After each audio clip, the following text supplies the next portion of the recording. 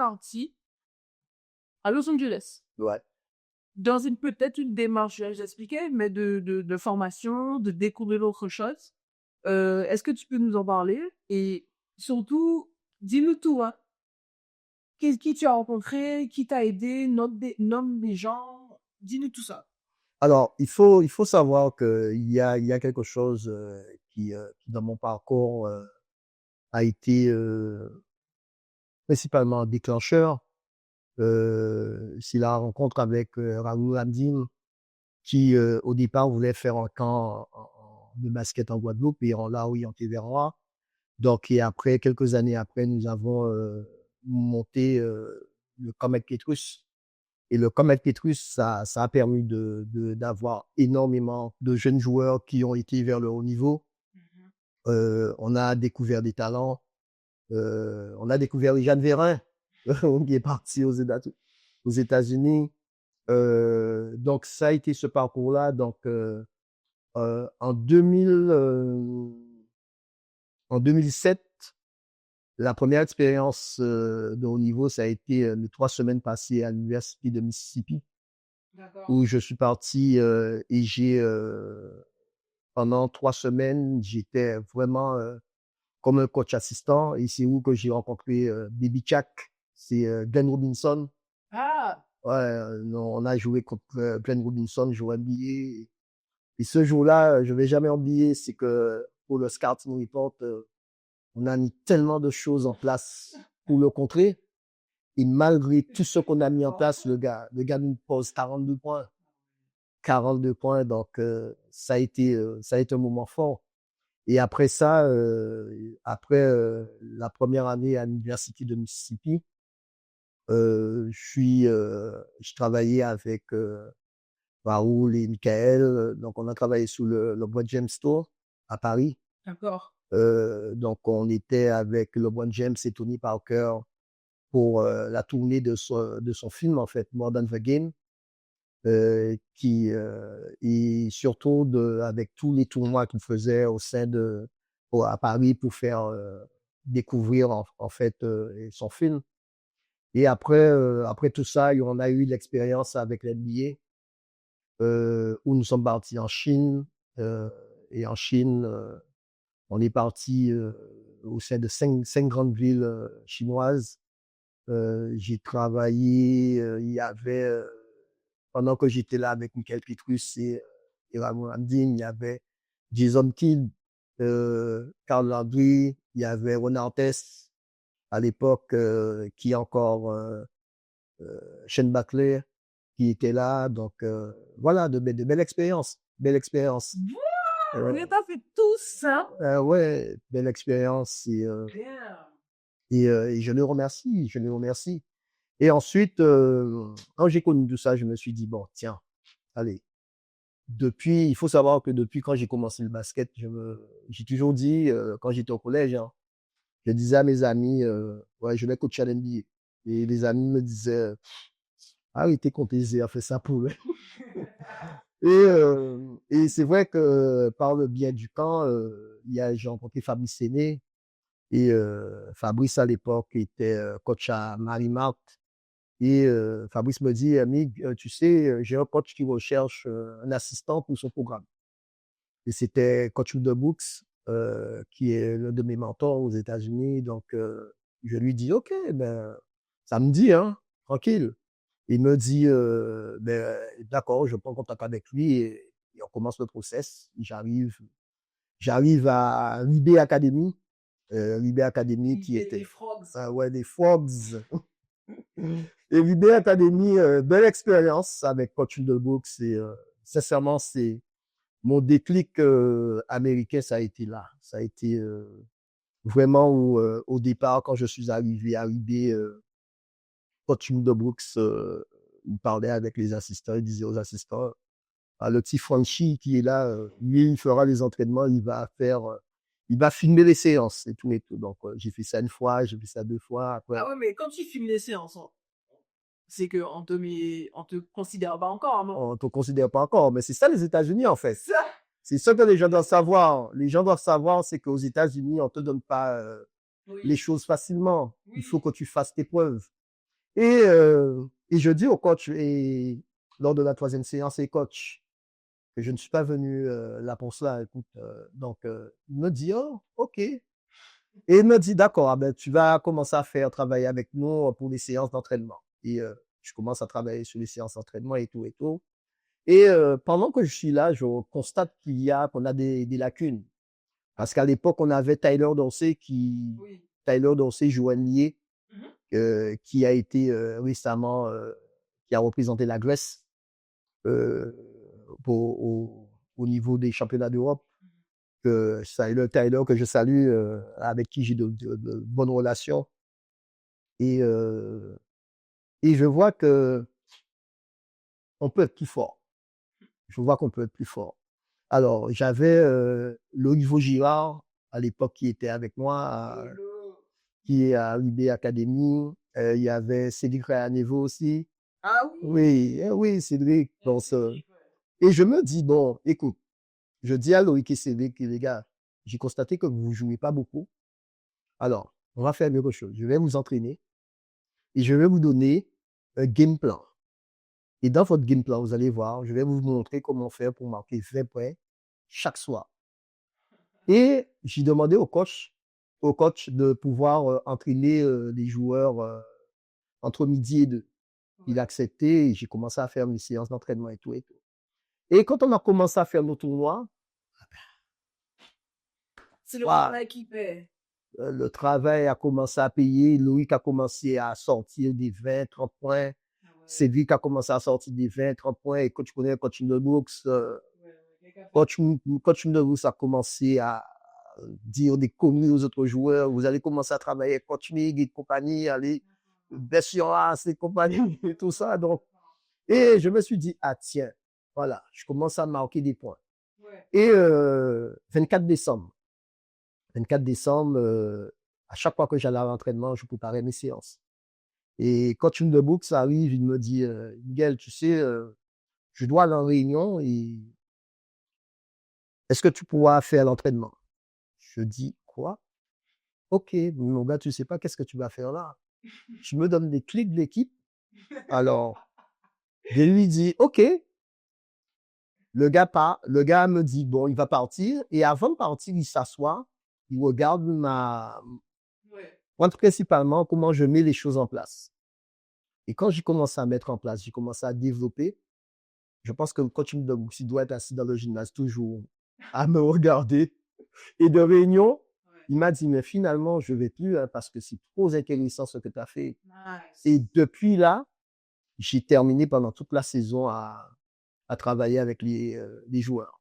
Voilà, et je faisais les entraînements et tout le programme, j'assurais le programme pour lui. Il était beaucoup plus cool aussi parce que, en fait, ça lui permettait de se libérer du temps pour faire tout ce qu'il y avait à faire. Lui, il venait mettre seulement de la mise en place, mais l'entraînement, je prenais avec Coach Will. On prenait les entraînements en place et avec, tu avais, après, à part Coach Will, merde, oh, un ami de la Jamaïque, donc ça me reviendra. Ok. Donc, et depuis là, donc j'ai pris les rênes et après l'académie, donc je me suis dit, ben, tiens, allez, j'arrive aux États-Unis, ben, je peux travailler sur un programme parce que j'ai vu comment ça se passe. Donc, je suis parti, ouais, non, même temps, c'est en fouet, je suis parti à Renaissance Academy. Ouais. Renaissance Academy où j'ai commencé à travailler avec des filles. C'était à la Renaissance? Renaissance. Yeah. Je devais aller là en plus. J'ai coaché à Renaissance et après, avec Sandra Staffer, euh, elle était un peu particulière, donc je me suis dit, ah ouais, je vais pas rester là. Je connais pas. Elle coach où maintenant? Non, Sandra, c'était la responsable Ah, d'accord. Du programme? du programme, la responsable du programme, et après, je suis parti comment ça s'appelle, Clara Del Rey, avec, comment ça s'appelle cette équipe-là? Non, c'est pas Marie Martin Cole, c'est, Oui, San Monica? non, oui, c'est pas cette oui, non. C'est, comment s'appelle cette équipe de Clara Del Rey? Oh putain, je l'avais en tête. Avec Coach Bo. Avec Coach Bo. Oh, ça me dit quelque chose. Oui, Coach Saint Bernard? Saint Bernard Ouais, High Saint School. Bernard. et avec Maëlys Falius. Oui, Donc, voilà, oui, oui. Maëlys Falius. Wow, that's an honor aussi. Ouais, I donc didn't know that. voilà. Donc, et après ça, on a fait un très très bon parcours, CIF et compagnie. Ah ouais. C'était la belle époque. Et après Saint-Bernard, je me suis dit, OK, il me faut voir autre chose. Je suis parti à Compton. Voilà, pour moi, c'est une des meilleures expériences aux États-Unis, c'est Compton. Parce que quand j'ai voulu aller à Compton, les gens m'ont dit, mais Miguel, qu'est-ce que tu vas chercher là? C'est où qu'il y a tous les dealers, tous les leurs, tous les trucs, je me suis dit, OK, mais je vais me faire ma place là-bas, je vais me faire la place. Et quand je suis arrivé à Compton, donc, c'est, ça a été, j'ai eu Curtis, il a une gauchère, mais vraiment, elle était à droite. Ok. Elle était à droite, elle était à droite. Et on a fait un très, très bon parcours. Et après, j'ai eu mon coach de Southwest qui, à la surprise générale, un jour, je ressors tout de fil. Et le coach me dit, je suis en train de chercher un coach pour le collège. Ouais. Et la plupart des gens à qui j'ai demandé, ils ont dit qu'ils connaissent ce coach. Il travaille bien avec les joueurs. À chaque fois qu'il est basket, on a vu qu'est-ce qu'il a fait. Donc, ce serait bien de le contacter comme assistant. Donc, je me suis dit, OK, bon, voilà. Ouais, je me suis dit, mais je suis bien dans school. Et puis, je cherche au collège. Et après, j'ai été. C'est comme l'expérience à l'MJCA. Donc, Ouais. j'ai fait un choix. J'ai Et été, donc, finalement, entre high school et collège, qu'est-ce que non, tu ça préfères? n'a rien à voir. C'est pas le même moyen. C'est pas, C'est ça, c'est c'est pas ça. le même moyen. Là, déjà, le campus, il est beaucoup plus grand. Donc, Ouais. tu as tu as un gymnase pour toi. Tu es capable de travailler à n'importe quelle heure. Donc, tu as la salle de muscu. 23h30. Là, tu as les ice baths. Donc, tu as tout. Donc, non, ça a été autre chose. Et sincèrement, voilà. Sauf que, bah, quand tu es au collège, on aurait pu avoir un meilleur programme. Donc, le truc qu'il y a, c'est que, mais aussi, le département ne mettait pas suffisamment d'argent. D'accord. Mais on aurait pu avoir, donc on a joué contre West LA College avec coach Collins, contre coach Collins. Coach Collins qui a été coach en WNBA. Donc, C'est celle qui était à UCLA? ouais, celle qui était ouais, coach Collins, elle a été à UCLA aussi. Oui, je sais plus de son prénom, mais je vois qui tu parles. Donc voilà, Ok. voilà, donc ça a été, et après, et à travers tout ce monde, j'ai travaillé avec Derek Florence, j'ai travaillé avec coach Marty Verdugo pendant le Comeback Petrus. Marty Verdugo, qui est un ancien coach des Indiana Pacers, Oui. Et qui est venu en ouais, qui est Guadeloupe, venu en Guadeloupe. qui a coaché un camp. C'était le. Ouais, le camp de la Petrus. Petrus, Donc, oui. à travers tout cela, j'ai rencontré des coachs, même j'ai eu l'occasion avec Southwest College de participer à la Drew League. Et la Drew League avec, et rencontré Jerry Stackers, avec qui j'ai toujours ces contacts. Donc, j'ai rencontré l'expérience du haut niveau m'a permis de rencontrer des coachs, des personnes que je n'aurais jamais pensé rencontrer. Et, je garde un très bon souvenir et je garde de bonnes relations avec eux parce que bon, c'est du networking toujours. Donc, il faut savoir garder ces relations. Mais c'est surtout, après, peut-être, je ne sais pas si tu as d'autres questions, mais tu vas me demander qu'est-ce qui me fait revenir en Guadeloupe. Après, il y a le décès de ma grand-mère qui me fait revenir en Guadeloupe. Ensuite, il y a aussi, pendant les États-Unis, en 2017, pendant qu'il y a le décès de ma grand-mère, je reçois, parce que j'avais euh, répondu à une offre de recrutement pour les Clippers au niveau de leur équipe de jeunes, parce qu'il faut savoir, toutes les équipes NBA, ils ont Oui. les junior teams. Et je reçois le courrier qui dit, bon voilà, après toutes les candidatures, ayant déjà regardé toutes les candidatures, votre candidature a été retenue. Donc, sauf que j'étais en Guadeloupe. Voilà. Donc, ce sont de bons souvenirs. Donc, Ça me donne des frissons. bien sûr, je l'ai sur mon Oh en là mail, là. je l'ai en mail. Donc, D'accord. ce sont des choses qu'on n'oublie pas. Ce sont des choses qu'on n'oublie pas. Donc, Oui. après, tu sais, il faut faire des choix dans la vie. La vie est faite de choix. Donc, il faut pas avoir de regrets. Donc, aujourd'hui, qui sait, je serai au niveau d'une jeune équipe des Clippers et à force de gravir les échelons, qui sait, parce que on sait comment ça se passe aux États-Unis. Oui. C'est le relationnel j'étais vraiment, après quelque chose que j'ai pu faire aux États-Unis pendant que j'étais là-bas, j'ai travaillé avec ASCA.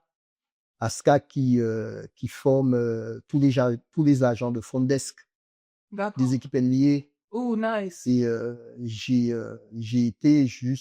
mon diplôme avec ASCA pour travailler au front desk des équipes NBA. Donc, si tu as envie de postuler pour une équipe NBA là, pour ce genre de poste, tu as la formation. J'ai les formations j'ai les formations pour. Ok. Et ASCA, sincèrement, grâce à ça, on a rencontré pas mal de personnes, pas mal de GM. Donc, vraiment, ça a été une belle expérience aussi. Et après, j'ai eu l'occasion, pendant que j'étais aux États-Unis, de travailler avec Athlete USA, et Athlete USA qui est une société qui cherche à placer des joueurs au niveau des collèges. Donc, j'ai fait pas mal de choses.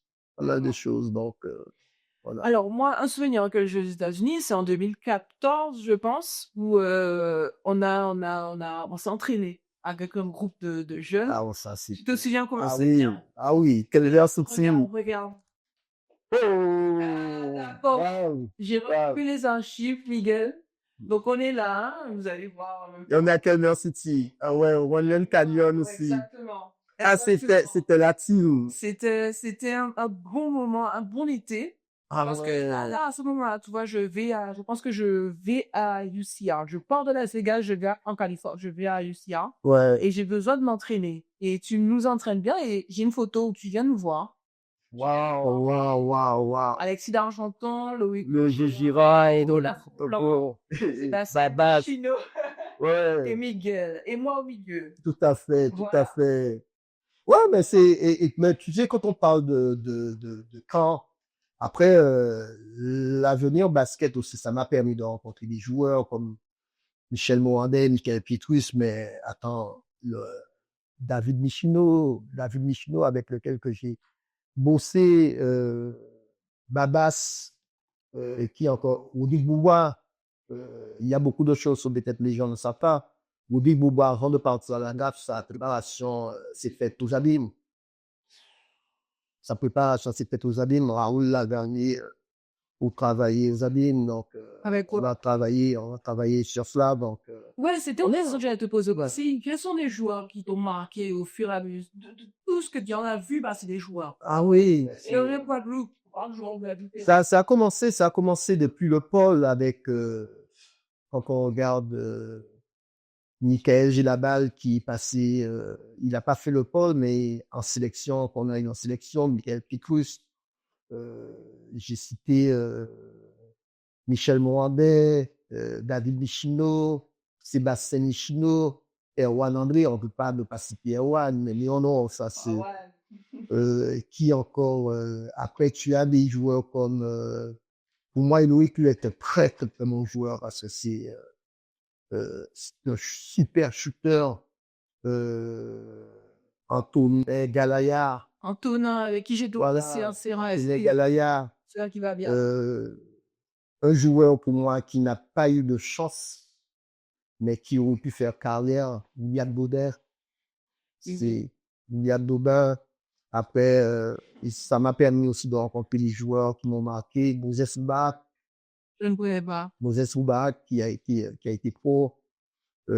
Après, Altine Etilopi qui a fait l'équipe de France, qui a omis sa bosse sur toutes les équipes. Et après, si c'est pour citer, je vais en tellement en oublier, mais On a des j'en mets Luc Louvest, Luc. Luc Louvest, Lucio. Donc, Oui.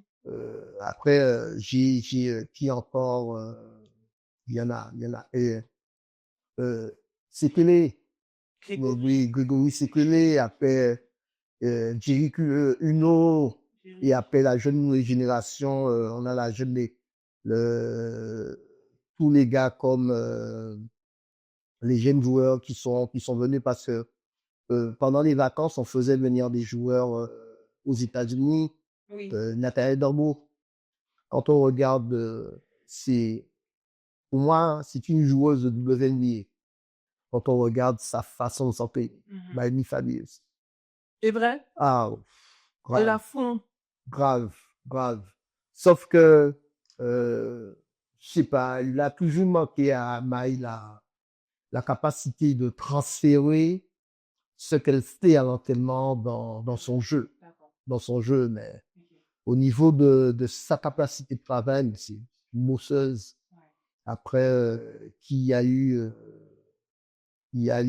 Réjeanne Zérin, donc, qui encore après, il y a Demoria qui jouait avec moi à St. Bernard's, la Gina, toutes ces joueuses américaines. Après, j'avais, après, Tyler Dorsey. Tyler Dorsey, très très jeune, donc, Tu as côtoyé des joueurs et tu as aidé surtout ouais. à peaufiner le jeu de beaucoup de joueurs. Est-ce que tu penses que la formation aux États-Unis, en termes de coaching, c'est une bonne chose? C'est Pour une, évoluer. c'est une très très très bonne chose parce que, en fait, tu te retrouves à être, peu importe que tu sois en championnat de France, ça fait beaucoup de personnes, les championnats de France. J'étais tout le temps à l'INSEP, j'étais tout le temps en France avant. Donc, je voyais ce qui se faisait. Donc, je peux comparer. Je peux comparer ce qui se fait en Guadeloupe et ce qui se fait aux États-Unis. Tu vas te retrouver avec des équipes qui n'ont pas le même niveau. Euh, Sauf que quand tu as aux États-Unis le nombre de matchs qu'on joue, tu as principalement les tournois de début de saison qui permettent de classifier un peu le niveau des équipes et savoir dans quel rang ils vont jouer. Quand tu te retrouves même lorsque tu es dans une poule faible, Ouais. tu as des matchs de bon niveau. Ouais. Donc, ça veut dire que tu sais que tu vas rencontrer les adversaires. Donc, voilà. Donc, tu es obligé de faire attention parce que tu risques de te faire sortir. À l'époque où on était en licence académie, le champion de notre conférence, ça devait être nous. Avec Miley, Lowenzi Laporal, Nathalie Dambo, avec d'autres Eden qui venaient de Chine, avec d'autres joueurs qui venaient de la Lituanie et compagnie. Sauf que on entre au playoff, ben, il me semble, on passe le premier tour et on se fait sortir au deuxième tour, en plus faible que nous. Pourquoi? Parce que on y va à la fleur au physique, de sorte que aux États-Unis, les gens ne viennent pas à la fleur au physique. Donc, C'est ça, voilà, pas on est dernier, on est dernier, donc, on va subir. Non, non, non, toutes les équipes, et c'est. on se fait sentir pour un point. Un point. Ah Ouais, ouais, je le fais en il est plus. chaud juste à la fin, donc, voilà. Et l'équipe que tout le monde, que la presse voyait, qui allait jusqu'au CIS et qui gagnait le championnat, c'était notre équipe. Ouais. Parce qu'on avait les deux tours jumelles, donc c'était l'équipe à battre. Donc, Ouais. on balayait tout le monde en tournoi. Donc, on se fait sortir bien.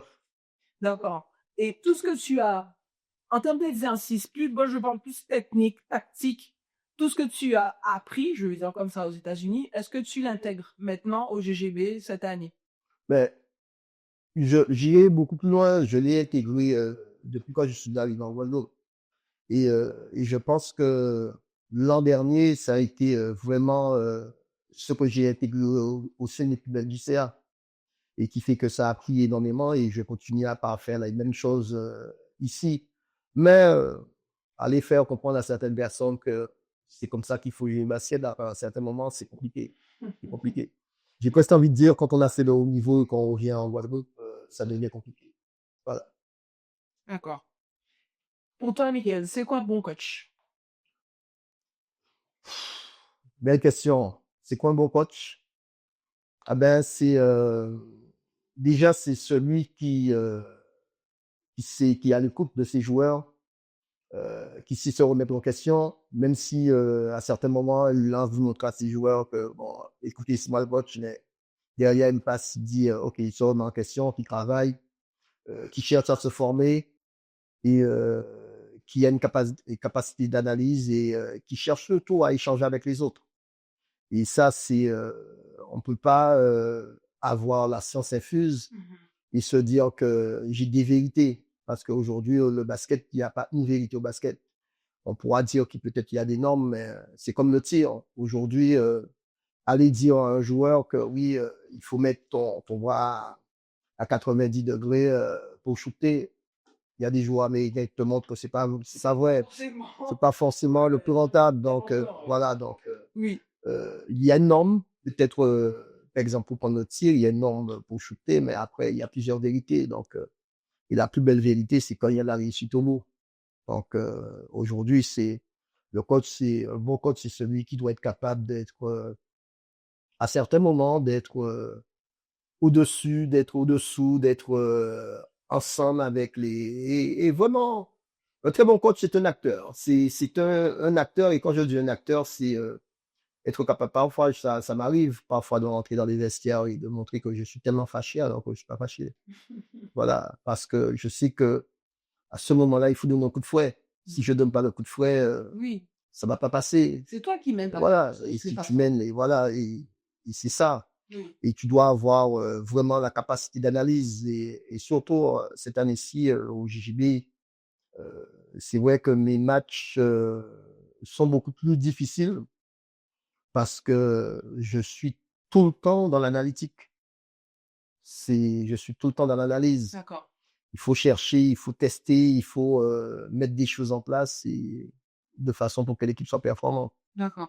Parce que si tu le fais pas, tu te fais sortir et après tu es l'air, quoi. Donc, voilà. D'accord. On va commencer à conclure. Ça fait un petit moment qu'on parle, mais j'aimerais savoir. On a discuté au fur et à mesure hein, sur cette question que je vais te poser durant l'interview, mais ton ressenti. Après, il y a quelque chose que je t'ai pas dit. Il y a encore quelque chose que tu sais pas. C'est aujourd'hui, il y a beaucoup de coachs que j'ai formés. J'ai été formateur de formateurs. D'accord. Donc, Comme qui? il y a alors la génération. Je sais que JP Dagarin te compte comme quelqu'un. Ah ouais, mais Jim. Alors, voilà un gars pour moi qui aujourd'hui, je pense que dans un futur proche, ça sera un très bon coach. Et c'est un gars avec qui j'aimerais coacher parce que je pense que Jim a les capacités d'être un très bon coach. Peut-être un très bon coach aussi s'il continue à travailler.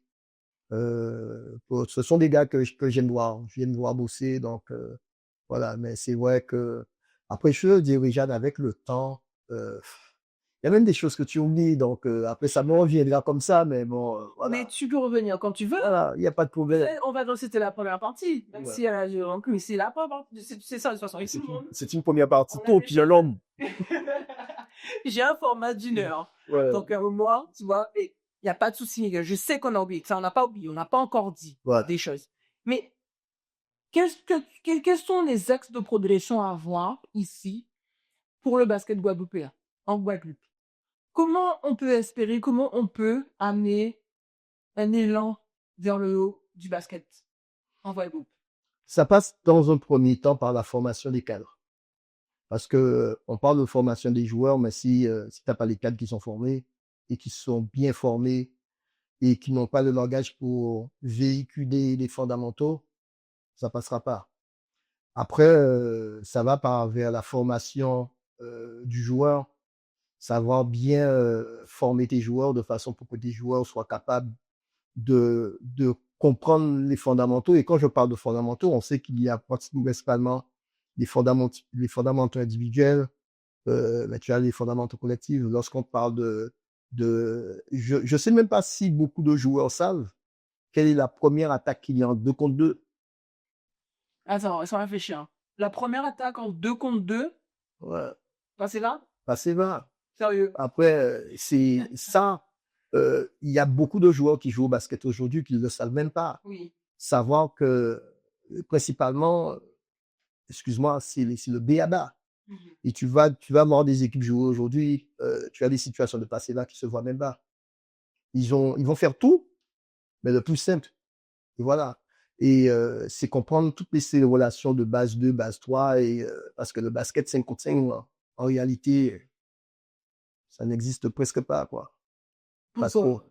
parce que le basket, en fait, quand tu regardes sur un cours, sur un terrain de basket, il y a vraiment des relations à deux et des relations à trois, quel que soit il soit Oui. avec ballon ou sans ballon. Donc, voilà les relations, ou bien c'est des relations de un contre un plus 2 contre 2 et 2 contre 2 quelque part. Donc, Ok, et ok. après, bon, le tout cheminé, euh, ça forme du 5 contre 5.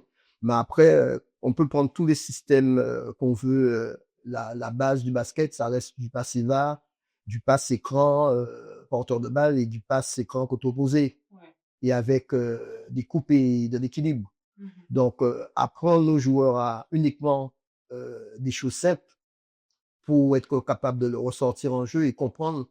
Et surtout, tu as beaucoup de joueurs qui jouent au basket qui connaissent même pas leur poste. C'est-à-dire que ce sont les actions prioritaires Mhm. quand on est joueur poste 1, joueur poste 2, qu'est-ce que je dois savoir faire, qu'est-ce que je Oui. dois pas savoir faire. Donc, Oui. voilà, savoir prendre mon couloir. Mais Euh, est-ce que finalement, ça s'est pas mélangé avec la culture souhait qu'on a? Tu joues n'importe comment. Enfin, pardon, un souhait en soi, tu joues n'importe comment. euh, Tu joues un peu à j'ai, farfelu, tu je, vois. vais- je viens de la culture souhait. La Mais ça veut culture, pas dire que tu ne connais pas le basket. voilà, je viens de la culture souhait parce qu'auparavant, c'est que quand on faisait un souhait, je me rappelle on allait sur le terrain de basket depuis 14 heures. Parce que si tu vas pas 14 heures, c'est pas à 18 heures quand tu vas arriver que tu vas rentrer, hein. Parce que on faisait de 0 à 10. Ça allait vite, mais pour arriver à 12, ça pouvait prendre 1 heure, hein. Ouais, Parce qu'on te laissait pas mettre le 12e panier comme ça. d'accord. Donc, c'est pour te dire que la culture que ça créait chez les joueurs, Oui. la volonté défensivement. C'est-à-dire que j'ai envie de te dire que, et c'est ça que je te disais, que on n'avait pas besoin de former un joueur pour qu'il soit conquérant ou performant sur un terrain. Oui. Aujourd'hui, on a plein de choses à apprendre aux joueurs, et les joueurs ne travaillent pas derrière. Donc, et après, derrière, il y a la formation des dirigeants. Il y a la formation des dirigeants. Oui. Être dirigeant, ce n'est pas tout simplement avoir un club et s'assurer d'avoir des matchs et d'avoir la recette pour payer les arbitres et tout. C'est plein de choses autour. Mhm. Aujourd'hui, notre basket, ça fait longtemps qu'on le dit, on aurait peut-être pu avoir un statut, entre guillemets, allez, je ne dirais pas semi-pro, mais presque. Mhm. On aurait pu apporter d'autres choses, on aurait pu apporter quelque chose à notre basket. Ah, parce que, en finalité, quand on regarde notre basket, c'est quoi? C'est que on a notre championnat de Guadeloupe, on a les Antilles Guyane, il y en a les championnats de France. Sauf qu'on aurait pu créer une identité propre à nous au basket qui fait que ça apporte de l'attractivité, c'est attrayant pour que les gens puissent venir au basket. Mhm. Après, à charge pour l'équipe qui va représenter euh, au Guimaraois. Après, en parlant de Guimaraois, pour moi, c'est la pire aberration qu'il y a. Et Guimaraois, excuse-moi. Euh, mais bien sûr, Mais vous voyez, t'es champion, point barre. T'es champion de Guadeloupe, point barre. Tu dois aller jouer en métropole. T'es champion de Guyane, tu dois aller jouer en métropole. T'es champion de la Martinique. d'accord. Pourquoi il faut que ça soit le champion? Est-ce qu'en réalité, chaque année, celui qui a représenté la zone a été le meilleur représentant? Il y a plusieurs facteurs. Pour moi, je précise que chaque vainqueur, parce que pourquoi au niveau de la Réunion, le vainqueur de la Réunion va directement en métropole? Ouais, ouais. Moi, je pense que c'est plus en termes de politique et géographique. Non, c'est en question financière. Voilà. Ah, C'est plus facile de faire se déplacer une équipe que d'accord, 3 équipes. d'accord, Donc, d'accord. je suis désolé. Ok. Après, c'est des petites choses comme ça. Après, on aurait pu faire un basket qui soit beaucoup plus attrayant. Euh, Exemple, aujourd'hui, on va à l'arbitrage à 3. On me dit qu'on peut pas. Oui, peut-être on a un manque d'arbitre. Mais peut-être si on apporte quelque chose de plus attrayant, de plus fun, plus ouvert, avec une politique, voilà, peut-être ça peut changer la donne. Et à charge pour le représentant du Guimaraois de se mettre en conformité avec les règles de la Fédé pour représenter la Guadeloupe. Moi, je vois que quand on regarde la Guyane innove hein, dans son championnat. La Guyane, il y a des choses qu'ils font, même si c'est en championnat, mais il y a des choses qu'ils font. Oui. Ils ajoutent des petites touches qui font que ça change un peu la donne. Donc, peut-être il faudrait s'axer sur cela, quoi. D'accord. Bon. Oui, merci beaucoup pour ton partage. Je ne peux pas finir sur une touche personnelle. Je t'adore. Mais moi aussi, je t'adore, Laurie. Attends, tu sais, Laurie, attends, combien de matchs que j'ai ratés quand on était à Los Angeles? Mais c'était, on allait voir Laurie quand tu étais à UNLV. Mais c'était descendre à Las Vegas. Regarde déjà. On descendait à Las Vegas pour voir pour venir te voir. Donc, Très gentil, vraiment. voilà, La famille et tout autour, hein, et les entraînements individuels, Voilà. l'été, nos conversations qu'on a. Je te souhaite que du bon cette année avec JGP. Allez, gagner. Merci beaucoup. Allez, gagner. Restez connectés. On est avec Miguel Gélas. Partagez expérience au max. Tous les coachs de la Guadeloupe, Guyane, Martinique, USA, check-in. Miguel Gélas. À bientôt, Miguel. Merci, Erin. Merci beaucoup et continue comme ça. Merci.